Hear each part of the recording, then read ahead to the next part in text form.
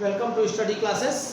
Physics के अंतर्गत हम लोग अल्टरनेटिंग करंट की चर्चा कर रहे हैं और इस क्रम में जो इसके पहले वाले लेक्चर में हमने चर्चा की थी विभिन्न प्रकार के प्रत्यावर्ती धारा परिपथ, और उनमें से 4 परिपथ की चर्चा हम कर चुके हैं। 3 परिपथ और बच रहे हैं, CR, LC और LCR। तो पहले देखते हैं CR परिपथ। CR परिपथ क्या है, यानी ये आपका 5वां होगा जब परिपथ में धारिता C तथा प्रतिरोध R हो। तो धारिता C और प्रतिरोध R है, एक प्रत्यावर्ती धारा स्रोत है, V बराबर V0 sin ओमेगा t। अब यहाँ पर C लगा दिया गया और R लगा दिया गया, यानी प्रतिरोध लगा दिया गया।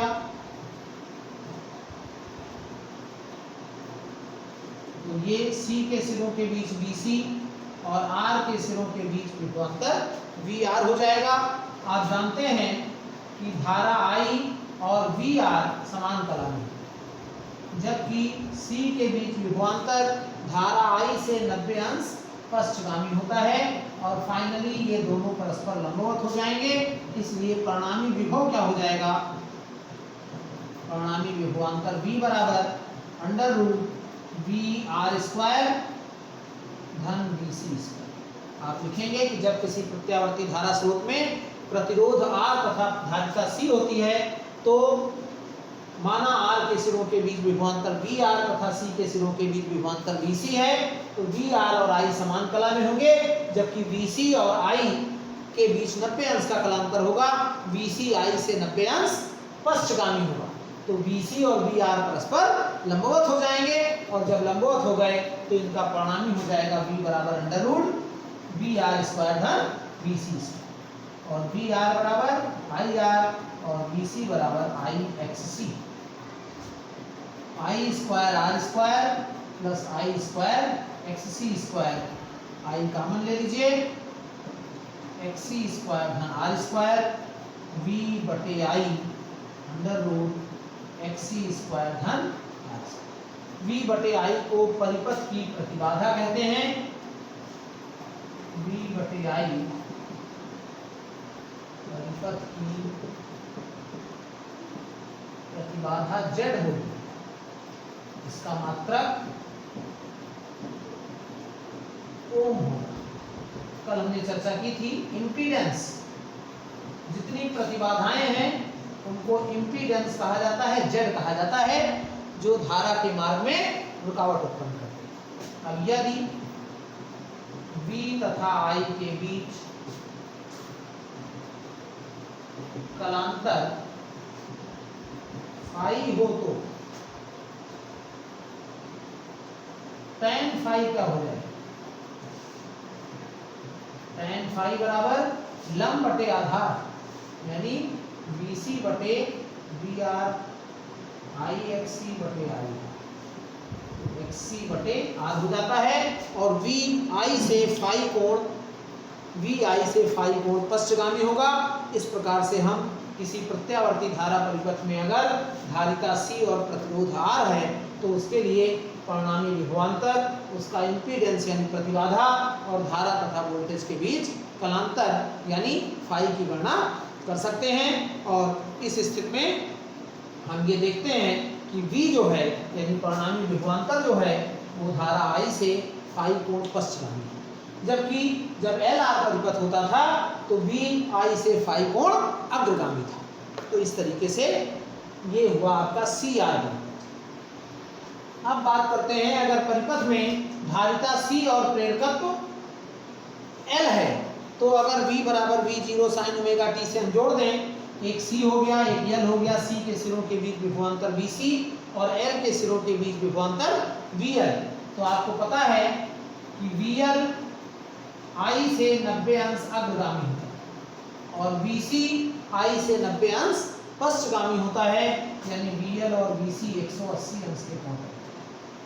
तो जो इनका परिणामी होगा वो VL डिफरेंस VC होगा। डिफरेंस का मतलब हुआ अगर BL बड़ा है तो परिणामी इधर होगा और BC बड़ा है तो परिणामी इधर होगा। यानी जब किसी प्रत्यावर्ती धारा परिपथ में धारिता C और प्रेरकत्व L श्रेणी क्रम में जुड़े होते हैं तो माना C के सिरों के बीच विभवांतर BC और L के सिरों के बीच विभवांतर BL है तो BL I से 90 अंश अग्रगामी और BC I से 90 अंश पश्चगामी होता है। पिछला आप परिपथ पढ़े वहां पर ये सब बताया गया। तो इस प्रकार से BL और BC के बीच का कोण 180 अंश हो जाएगा, यानी इनका परिणामी क्या हो जाएगा, BL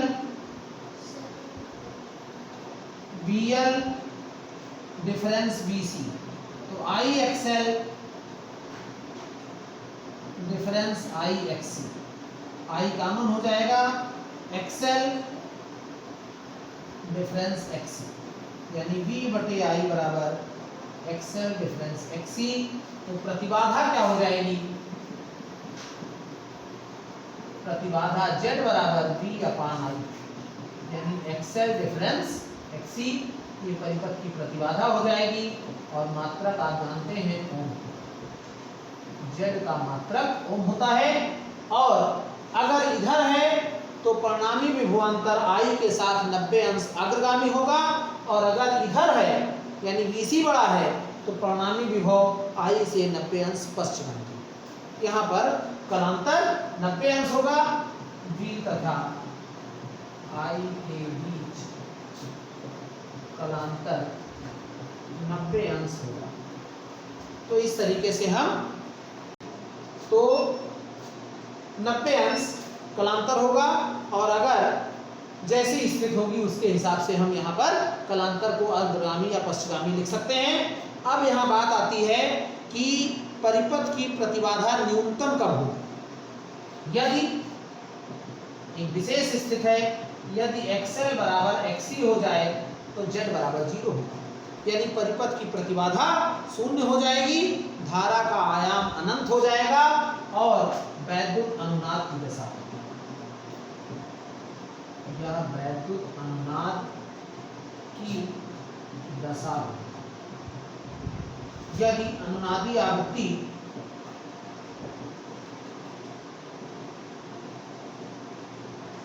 F है तो क्या होगा, XL बराबर XC, XL माने ओमेगा L 1 बटा ओमेगा C, ओमेगा स्क्वायर बराबर 1 अपान LC, यानी omega equal to 1 upon root LC। Omega इधर आ गया, L नीचे चला गया, यानी 2 पाई F बराबर 1 अपान रूट LC, यानी F क्या होगा 1 अपान 2 पाई अंडर रूट LC। तो इस तरीके से हम अनुनादी आवृत्ति का व्यंजक ज्ञात कर सकते हैं। ये परिपथ की अनुनादी आवृत्ति है। और अब आपका ये लास्ट परिपथ होगा, इसका 7वां परिपथ। L C R तीनों जुड़ा है, L भी है, C भी है और R भी है, यानी जब किसी प्रत्यावर्ती धारा परिपथ में प्रेरकत्व L, धारिता C तथा प्रतिरोध R तीनों जुड़े हों तो क्या हो सकता है।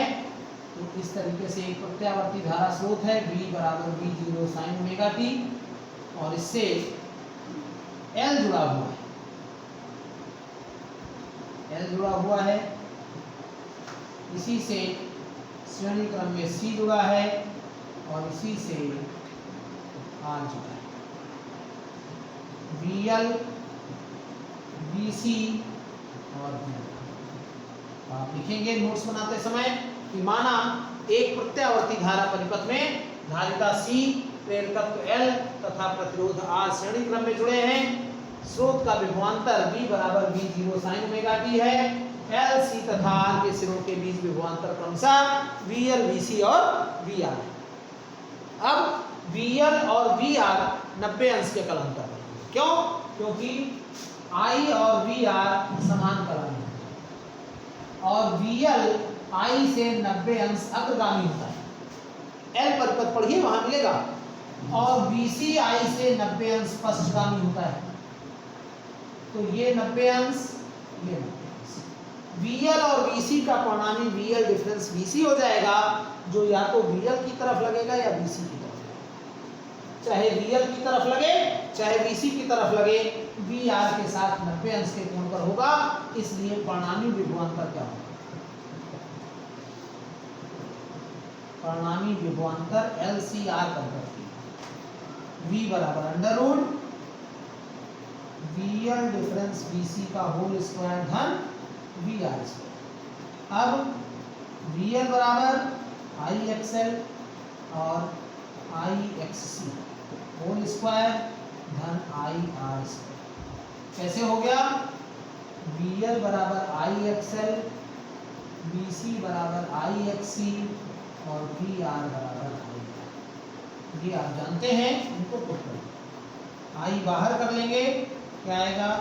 XL डिफरेंस XC का होल स्क्वायर धन R स्क्वायर, और V बटा I को ही इम्पीडेंस यानी Z कहते हैं, यानी परिपथ की प्रतिबाधा। और ये क्या आएगा? XL डिफरेंस XC का होल स्क्वायर धन R स्क्वायर। तो परिपथ की प्रतिबाधा का मात्रक आप जानते हैं, Z का मात्रक ओम। क्यों ओम होता है? क्योंकि ये परिपथ में वही काम करता है जो किसी दिष्ट धारा परिपथ में प्रतिरोध काम करता है, वही यहाँ पर Z यानी इम्पीडेंस का काम होता है। तो इस तरीके से ये परिपथ में प्रतिरोध यानी प्रतिबाधा कहलाती है। और यदि धारा तथा वोल्टेज के बीच कलांतर फाई हो तो tan फाई क्या हो जाएगा? tan फाई माने लंब बटे आधार। अगर VL बड़ा है तो इधर होगा VL डिफरेंस VC, और अगर VC बड़ा है तो VC डिफरेंस VL इधर होगा। यानी इधर अगर है, हम मान लेते हैं कि इधर है परिणामी विभवांतर, तो लंब बटे आधार यानी VL डिफरेंस VC बटे VR, IXL डिफरेंस IXC बटे IR। क्या आएगा? XL डिफरेंस XC बटे ये tan फाई आ जाता है। और अगर VL बड़ा है तो फाई कोण विभव I से अग्रगामी होगा, और अगर VC बड़ा है तो VI से फाई कोण पश्चगामी। अब यहाँ पर एक बहुत महत्वपूर्ण बात है, जैसे LC परिपथ अनुनादी था वैसे ये परिपथ भी अनुनादी है। फाई का मान L XC और XL XC और R पर निर्भर करता है। यदि विशेष स्थिति है कि यदि XL बराबर XC हो जाए तो tan फाई 0 हो जाएगा, यानी फाई का मान 0 हो जाएगा, यानी धारा और वोल्टेज समान कला में हो जाएंगे और प्रतिबाधा न्यूनतम Z मिनिमम होगी। और Z मिनिमम कितना होगा? R के बराबर होगा। एक नंबर का बहुत इंपॉर्टेंट सवाल कि LCR परिपथ की प्रतिबाधा न्यूनतम कब होती है? तो जब परिपथ में प्रेरकीय प्रतिघात और धारकीय प्रतिघात बराबर होते हैं, तो धारा तथा वोल्टेज समान कला में होते हैं और परिपथ की प्रतिबाधा न्यूनतम होती है, वो प्रतिबाधा प्रतिरोध के बराबर होती है। तो इस स्थिति में जो धारा का आयाम है वो बढ़ जाता है और परिपथ में अनुनादी कंपन होने लगते हैं। यानी XL बराबर अगर XC है तो ओमेगा L बराबर 1/ओमेगा C होगा, 1/LC होगा, 1/√LC, और ओमेगा बराबर 2πf होता है। तो आप इसको लिख सकते हैं F बराबर अनुनादी आवृत्ति,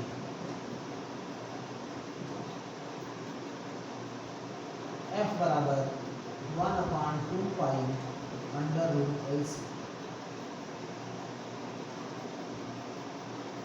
तो इस प्रकार से जो F है अनुनादी आवृत्ति यहाँ से ज्ञात की जा सकती है, और अनुनाद की दशा में जो परिपथ की प्रतिबाधा होगी वो न्यूनतम होगी, और प्रतिबाधा का न्यूनतम मान परिपथ के प्रतिरोध R के बराबर। ये बात हुई LCR। अब ये चूंकि 7 परिपथ जो हैं उनको पढ़ना तैयार करना कठिन काम है, हम आपको एक बहुत समरी बता रहे हैं, सारांश बता रहे हैं। आप LCR परिपथ तैयार करें। LCR परिपथ की प्रतिबाधा का सूत्र तैयार करिए, LCR परिपथ का कलांतर तैयार करिए और अनुनादी आवृत्ति दी और इसी में सातों परिपथ हो सकते हैं। कैसे? अगर R परिपथ है तो L और C 0 हो जाएगा, L और C 0 हो जाएगा यानी Z बराबर R हो गया। परिपथ का प्रतिरोध ही परिपथ की प्रतिबाधा हो जाती है और कलांतर ये चूंकि बराबर 0 हो गया तो फाई का मान 0 हो जाएगा। अगर L परिपथ है तो C और R 0 हो जाएगा यानी C R 0 होगा यहाँ, तो Z का मान XL के बराबर होगा।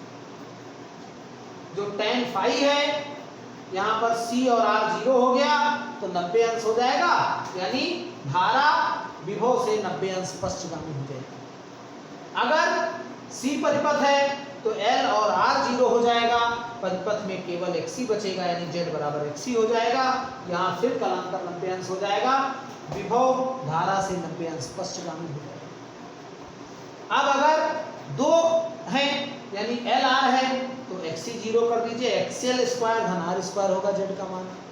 यहाँ tan फाई का मान XL बटे R हो जाएगा चूंकि XC 0 है, ये नहीं रहेगा और परिपथ में केवल इतना बन जाएगा। अगर C 0 हुआ था, अब यहाँ पर अगर C R है L 0 है तो यहाँ XC स्क्वायर धन R स्क्वायर बचेगा, Z का मान अंडर रूट XC स्क्वायर धन R स्क्वायर हो जाएगा। यहाँ tan फाई बराबर XC बटे R हो जाएगा और BC I से 90 अंश पीछे होता है तो BC और VR बनेगा, BL नहीं बनेगा। अगर LC बन रहा है तो R 0 हो जाएगा, Z का मान XL डिफरेंस XC आएगा, यहाँ पर VR नहीं बनेगा, BL और BC बन जाएंगे और परिणामी विभव या तो I से फाई कोण अग्रगामी होगा या फाई कोण पश्चगामी होगा, जैसी परिस्थिति होगी। BL बड़ा है तो B अग्रगामी होगा और BC बड़ा है तो B पश्चगामी होगा, तो ये यहाँ से हो सकता है। और जो LC परिपथ होता है वो अनुनादी भी होता है, बाकी कोई परिपथ अनुनादी नहीं होते हैं। तो LCR और LC दो परिपथ अनुनादी होते हैं और इस प्रकार से आप अगर LCR परिपथ पढ़ लें तो सारे परिपथ आपके इसी में कंप्लीट हो जाते हैं, मतलब न्यूमेरिकल के दृष्टिकोण से तो आप कर ही सकते हैं। और ये परिपथ बहुत इंपॉर्टेंट है परीक्षा के लिए, प्राय आप पूछा जाता है। आप क्या लिखेंगे?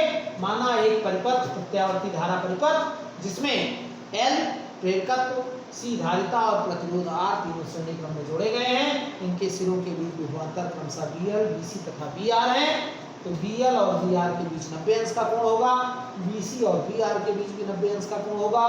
BL और BC परस्पर विपरीत हैं, इसलिए इनका परिणामी BL डिफरेंस BC होगा। इस प्रकार BL डिफरेंस BC और VR परस्पर लंबवत होंगे, अतः परिपथ का परिणामी विभवांतर ये आप निकाल लेंगे। BL, BC और VR का मान रख देंगे तो यहाँ से आपको V बटे I मिल जाएगा, जिसको हम परिपथ के लिए इम्पीडेंस यानी Z यानी प्रतिबाधा कहते हैं। और चूंकि ये वही काम करता है प्रत्यावर्ती धारा परिपथ में जो किसी दृष्ट धारा परिपथ में प्रतिरोध का होता है, इसलिए इसका मात्रक ओम हो जाएगा। अब अगर धारा तथा वोल्टेज के बीच कलांतर फाई है तो tan फाई बराबर BL डिफरेंस BC बटे VR, BL, BC और VR का ये मान पुट करेंगे तो आपको tan फाई बराबर XL डिफरेंस XC बटे R मिल जाएगा। यहाँ पर तीन स्थितियां हो सकती हैं। XL बड़ा है XC से तो VI से फाई कोण अग्रगामी होगा, XL छोटा है XC से तो VI से फाई कोण पश्चगामी होगा। और अगर XL XC के बराबर है तो फाई 0 हो जाएगा यानी धारा और वोल्टेज समान कला में हो जाएंगे। इस दशा में परिपथ की प्रतिबाधा Z न्यूनतम हो जाएगी और Z का जो न्यूनतम मान होगा वो परिपथ के प्रतिरोध R के बराबर होगा। परिपथ की प्रतिबाधा न्यूनतम होगी और ये परिपथ के प्रतिरोध R के बराबर हो जाएगी और इस स्थिति में XL बराबर XC। तो जब इसको हम कैलकुलेट करेंगे तो आपकी आवृत्ति F का सूत्र आ जाएगा और ये परिपथ की अनुनादी आवृत्ति। तो इस प्रकार से ये पूरा हम कंप्लीट कॉन्सेप्ट LCR परिपथ का कर सकते हैं। ये निश्चित पूछा जाता है परीक्षा के लिए, बहुत इंपॉर्टेंट सवाल है। हमको लग रहा है इस चैप्टर का सबसे इंपॉर्टेंट क्वेश्चन हो सकता है। तो थोड़ा सा पार्ट इस चैप्टर में और बचा हुआ है, उसकी चर्चा हम अगले सेशन में करेंगे। प्रत्यावर्ती धारा परिपथ में शक्ति कैसे निकाली जाती है।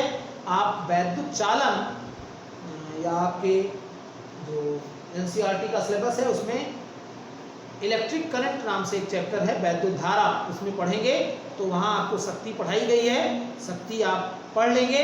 हम अगले सेशन में प्रत्यावर्ती धारा परिपथ में व्यय शक्ति की चर्चा करेंगे।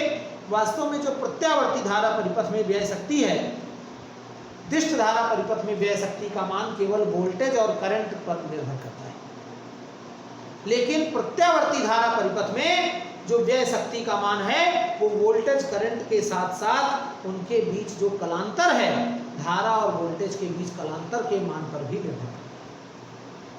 तो कैसे निर्भर करता है, क्या होगा, कौन सा परिपथ L होगा तो क्या होगा शक्ति, C होगा तो क्या होगा, LC होगा तो क्या होगा, LCR है तो क्या होगा, इन सब की चर्चा हम कल माने अगले सेशन में अपने करेंगे। अगले लेक्चर में हम आपको किसी प्रत्यावर्ती धारा परिपथ में व्यय शक्ति और व्यय सामर्थ्य की बात करेंगे। वहीं एक बहुत महत्वपूर्ण पॉइंट होगा वाटहीन धारा, वाटलेस करंट क्या है और चोक कुंडली क्या है, चोक क्वाइल एक होता है, उसकी चर्चा करेंगे। बहुत इंपॉर्टेंट प्रश्न है। हमारे चैनल पर आप बने रहिए। वीडियो को आप पूरा देखकर नोट्स जरूर तैयार करें। नोट्स नहीं तैयार करेंगे तो आपको परीक्षा के समय बहुत असुविधा होगी, तो इसलिए आप अपना नोट्स जरूर तैयार करते रहें और हमारे चैनल पर बने रहिए।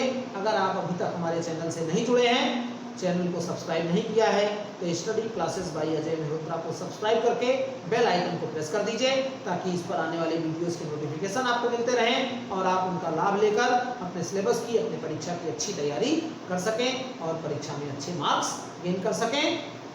वीडियो को लाइक और शेयर जरूर करें। आपका लाइक और शेयर बहुत महत्वपूर्ण है। जहां भी आप जुड़े हुए हैं, व्हाट्सएप ग्रुप या टेलीग्राम ग्रुप जहां भी आप जुड़े हुए हैं, वहां आप हमारे वीडियो को लाइक और शेयर जरूर करें। धन्यवाद।